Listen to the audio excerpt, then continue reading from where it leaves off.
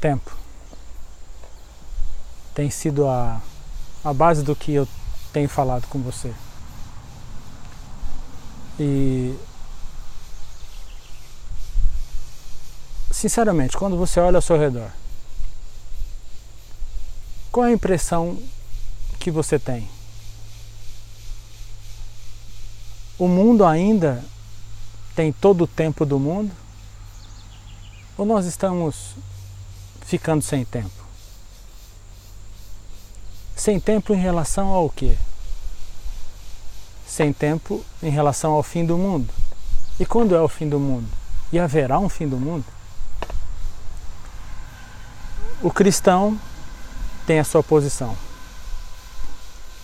Aqueles que não são cristãos, mas estão olhando para as coisas que estão acontecendo ao nosso redor, principalmente aqueles que estão focados na questão do meio ambiente, também estão preocupados. Como a natureza tem sido tratada e com o crescimento da população mundial, como é que essas pessoas vão se manter? Então existe uma preocupação muito grande com relação a isso. Então quer dizer que há um consenso em que nós estamos caminhando para dias difíceis. Diante dessa realidade, quando nós olhamos para o mundo na questão moral, ética, social, aí então nós olhamos e enxergamos nitidamente uma degradação por completo. Outro dia, ouvindo uma pessoa falar no YouTube, ele disse o seguinte: que em toda a história da humanidade não há registro nenhum do quão parecido o mundo de hoje está com dois grandes eventos mencionados na Bíblia. Que dois eventos são esses? Os dias que antecederam o dilúvio e os dias de Sodoma e Gomorra. Olhando para a história da humanidade, os dias que mais se assemelham ao que aconteceu antes do dilúvio e nos dias de Sodoma e Gomorra é o dia de hoje. É a nossa realidade atual. Jesus fala em Lucas capítulo 17 que quando o Filho do Homem vier, a situação da humanidade seria semelhante aos dias do dilúvio e aos dias de Sodoma e Gomorra. Quando eu olho para essas duas realidades, vejo o que aconteceu em cada momento específico. O que eu e você conseguimos enxergar nítido, separando partes por parte? Um grupo que estava vivendo nos dias do dilúvio se mantém a salvo e outro grupo perece. Com relação a Sodoma e Gomorra, um grupo também é salvo e outro grupo perece. Nos dias de Noé, as pessoas que pereceram de todas as classes sociais, nós podemos dizer, de todas as faixas etárias. Você consegue imaginar aquela arca medindo 135 metros de comprimento, 21 metros de largura e 13 metros de altura? O quanto de espaço ainda havia lá dentro? E quando começa a chover, a porta está lacrada. E não é Noé que lacra a porta. Olha lá, Gênesis capítulo 6, 7 e 8. Eu vou colocar os textos na descrição para você.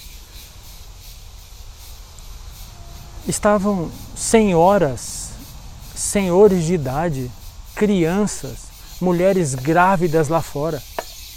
A porta não foi aberta. E aí se eu parar para pensar profundamente e analisar e me colocar lá fora, será que uma mãe desesperada não daria tudo para que o seu filho pudesse, só ele pelo menos, estar lá dentro a salvo? Claro que sim. Um filho do lado de uma mãe idosa, será que ele não daria sua própria vida para que a mãe pudesse estar dentro daquele barco e se salvar? Claro que sim. Mas sabe uma coisa? Que às vezes aquela pessoa que possa até estar magoada com Deus, para olhar para uma realidade dessa e olhar para o tamanho de Deus e quem Ele é, e falar assim, mas por que Deus não foi bom para parar essa arca, abrir a porta e colocar essas velhinhas, essas crianças lá dentro? É que no mesmo prisma, essa arca ficou com suas portas abertas por 120 anos. Portas abertas para quem quisesse pudesse entrar. Entende?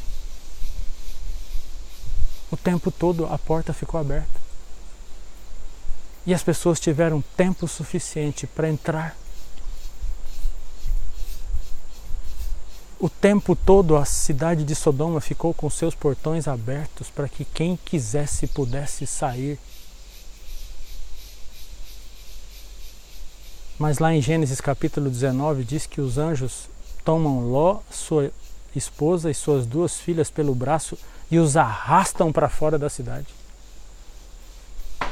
Se não fosse a intervenção dos anjos, quem sabe até Ló, sua esposa e suas filhas ficariam na cidade.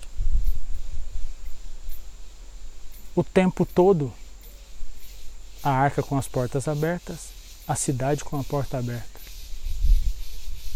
Nós estamos falando de tempo.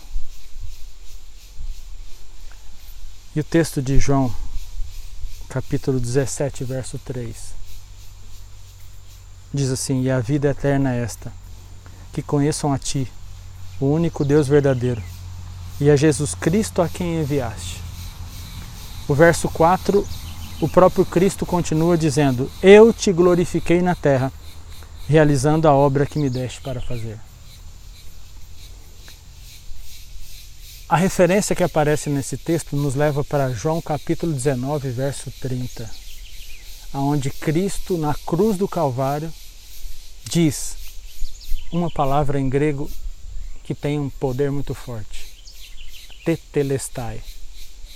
Está consumado, está pago.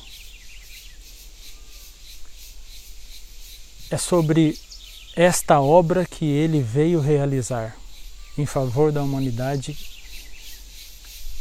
É sobre este assunto que nós iremos conversar nos próximos vídeos.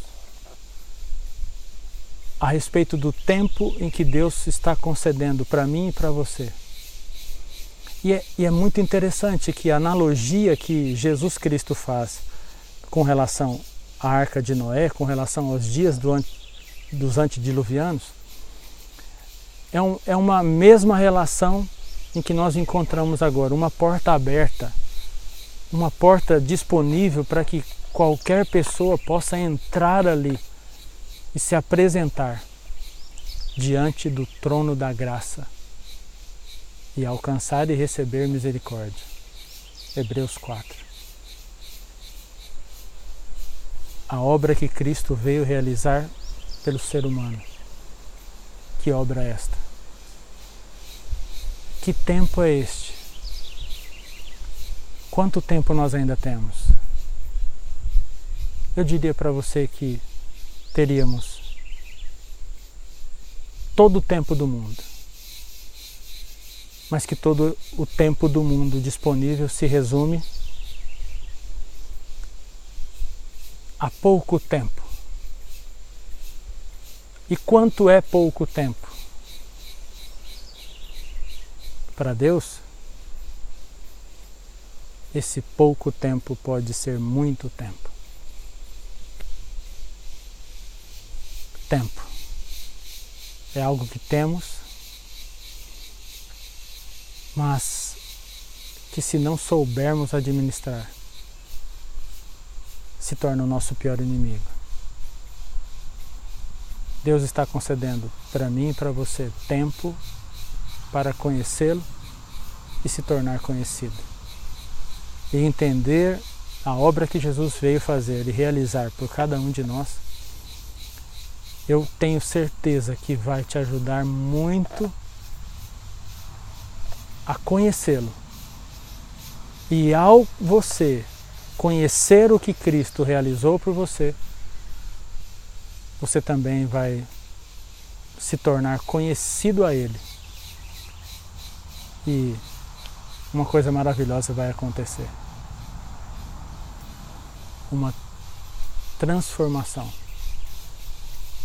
Uma transformação da mente que nos coloca diante dele, que nos faz amá-lo pelo que ele fez e principalmente pelo que ele é.